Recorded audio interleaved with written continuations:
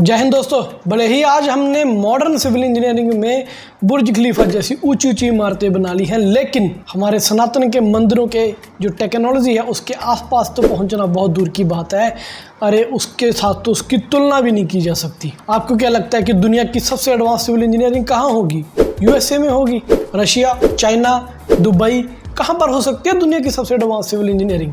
हमारे देश भारत में। आपको पता है कि हमारे देश भारत में पुरातन मंदिर ऐसे ऐसे बने हैं जिनकी अगर हम वास्तुकला के हिसाब से देखें, सिविल इंजीनियरिंग के हिसाब से देखें, ज्योग्राफिकल रेगुलेशन के जो लोकेशन है ज्योग्राफिकली उसके हिसाब से देखें तो आज की मॉडर्न साइंस भी उसके आसपास नहीं पहुंच सकती। आज ऐसे ही एक मंदिर जिसका नाम है विद्यासागर मंदिर, जो कि कर्नाटक में है, उसके बारे में मैं आपको बताऊंगा। विद्यासागर मंदिर, यहाँ पर इंजीनियरिंग के बड़े से बड़े उस्ताद फेल होते देखे गए।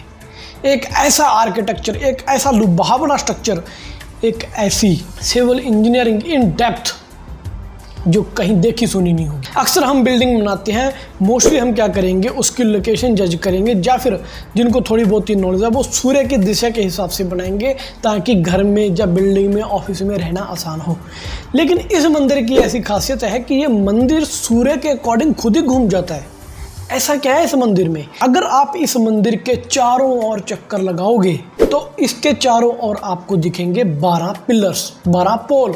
अब उन पोल की जो लोकेशन है वो इस हिसाब से दी गई है जो कि हमारे साल के 12 महीनों को दर्शाएगी। बेशक जनवरी, फरवरी, मार्च, अप्रैल इन महीनों की बात कर रहे होगे आप, लेकिन वो दिखाएगी हिंदू वर्षों को। चैत्र, विशाख, जेठ, हाड़ जो ये महीने हैं हमारे हिंदू नववर्ष के, उनके अकॉर्डिंग वो पोल के ऊपर, मान लो पोल नंबर 1 है तो चैत्र, पोल नंबर 2 है तो विशाख, 3 है तो जेठ, ठीक है। उस अकॉर्डिंग सूर्य की जो लाइट है उस पिलर के ऊपर ही डलेगी सबसे पहले। तो कहीं ना कहीं वो मंदिर है जो उसके पोल्स हैं वो हमें महीनों का ज्ञान देंगे। सबसे पहले जरूरी है ये जानना कि ये मंदिर बना कब। ये मंदिर विद्यासागर मंदिर जिसकी मैं बात कर रहा हूँ, ये बना है 1300 ईस्वी में। आज से कितने साल पहले, बहुत साल हो गए। 1300 ईस्वी में मंदिर बना।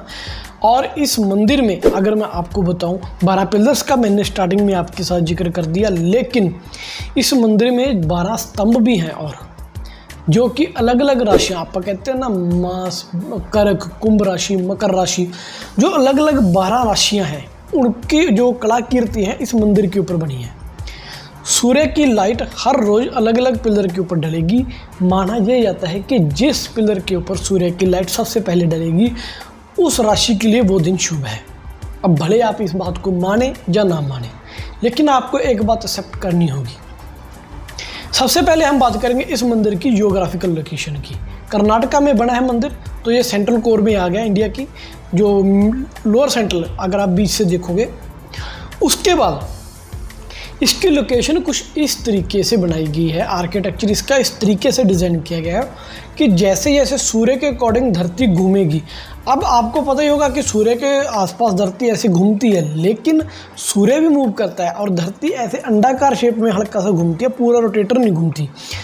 तो इसके अकॉर्डिंग इस मंदिर की जो लोकेशन है और इसके जो आर्किटेक्चर या डिज़ाइन है बाहर का, उसके डेप्थ जो मान लो कि ज्योमेट्रिकली जो उसका गैप है, मान लो कि किसी का 3 फीट है पोल का, किसी का 2 फीट है, इस अकॉर्डिंग किया गया कि वो 12 के 12 महीने तो आएगा, ठीक है।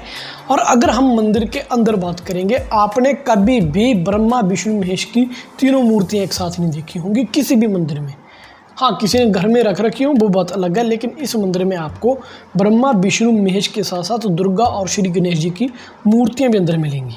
आज के मॉडर्न ज़माने में हम बात करते हैं 3D प्रिंटिंग की। हम मूर्तियां बनाते हैं, राइट। मूर्ति बना के एक चौक पे लगा दी, किसी चौराहे पे लगा दी, लेकिन जो मंदिर के बाहर बिल्डिंग्स के ऊपर कलाकृतियाँ बनी हैं, ठीक है, मॉडर्न साइंस आज भी बना लेगी, इसको बनाने में बहुत साल लगेंगे। लेकिन हम 1300 ईस्वी, हम तो कह रहे हैं कि जी पहले हमारे पूर्वज इतने एजुकेटेड ही नहीं थे, सनातन कुछ नहीं है जो लोग सो कॉल्ड बोलते रहते हैं। तो ऐसे कैसे पॉसिबल हो गया कि 1300 ईस्वी में मंदिर की जो बिल्डिंग है उसके ऊपर 3D प्रिंट करके अलग अलग मूर्तियाँ, अलग अलग देवी देवताओं की बनाई गई हैं। और उसका जो गर्भ हाशिया है, जो जैसे कहते हैं ना कि नीचे का एरिया है, आपका कुछ कहते हैं कि अब क्या कहेंगे उसको, जो तय खाना लगा लो एक तरीके का, वहाँ भी अलग अलग जानवरों की आकृतियाँ हैं और देवी देवताओं की मूर्तियाँ बनी हैं। एक मूर्ति रखना अलग बात है, लेकिन एक बिल्डिंग के ऊपर आर्किटेक्चर बना के उसको एक स्टोरी लाइन की तरह रिप्रेजेंट करना अलग बात है। तो अब बात कर लेते हैं इस मंदिर की थोड़ी सी हिस्ट्री की। मैंने आपको उसका आर्किटेक्चर, उसकी जो एक जैसे कहते हैं ना कि चमत्कारी तरीके से जो उसकी इंजीनियरिंग हुई है उसके बारे में तो मैंने आपको बता दिया, लेकिन अगर हिस्ट्री की बात करें आज के हम लोगों को, ये बहुत कम लोगों को पता होगा, मुश्किल से मे बी 2 या 3% लोगों को भारत देश के पता होगा कि ऐसा भी एक मंदिर है जो मैंने आपको एडवांटेज बताई उसमें ये सारी चीज़ें हैं। लेकिन अगर हम अखंड भारत की बात करें, 1300 ईस्वी सदी की बात करें, पहले की बात करें, दूर दराज से लोग इस मंदिर के दर्शन करने आते थे। ये मंदिर उन लोगों में इतना पॉपुलर था, इस हद तक पॉपुलर था कि उसके बाद जो मुग़ल आए, आपको पता है कि मुग़लों ने हमारे देश का कितना नुकसान किया, ठीक है। अभी मैं उस बहस में नहीं पढ़ूंगा कि मुग़लों ने कोई अच्छे थे बुरे थे नो डाउट, इस बात टॉपिक के बारे में अपन फिर कभी डिस्कस कर लेंगे। मुग़लों ने इसके ऊपर अटैक किया मंदिर के ऊपर, और कहीं से वो एक मूर्ति लेके आए थे। मेरे ख्याल में अगर वो तुलसी की मूर्ति थी, मेरे अभी ध्यान में नहीं आ रहा वो किस चीज़ से बनी हुई थी मूर्ति, तो उसको वो मूर्ति उस आक्रमण में तोड़ दी गई। तो उसके बाद लेकिन जो शायद शंकराचार्य जी थे या कौन थे, मेरे माइंड में थोड़ा सा नाम नहीं आ रहा याद उनके, तो उन्होंने इस मूर्ति को संभाला और यहाँ प्लांट किया। मुग़लों ने बहुत कोशिश करी इस मंदिर को ढाने की, इसकी जो परंपरा उसको ख़त्म करने की, लेकिन सनातन ना कभी दबा ना दबेगा। वही बात, ये मंदिर आज भी ज्यों के त्यों खड़े हैं। बस ज़रूरत है हमें इससे ही कुछ मंदिरों के बारे में जानने की जो साइंटिफिकली एक अलग चीज़ दुनिया से हट के हमें शो कर रहे हैं।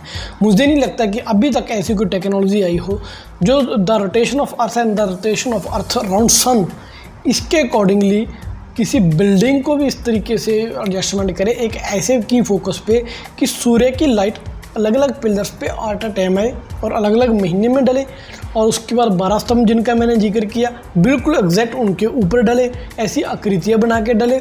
तो मुझे तो नहीं लगता कि ऐसी कोई अद्भुत चीज़ आज तक बनी होगी। ऐसे ही पुरातन बहुत सारे मंदिरों के बारे में मैं आपको इस चैनल के ऊपर रूबरू करवाऊंगा।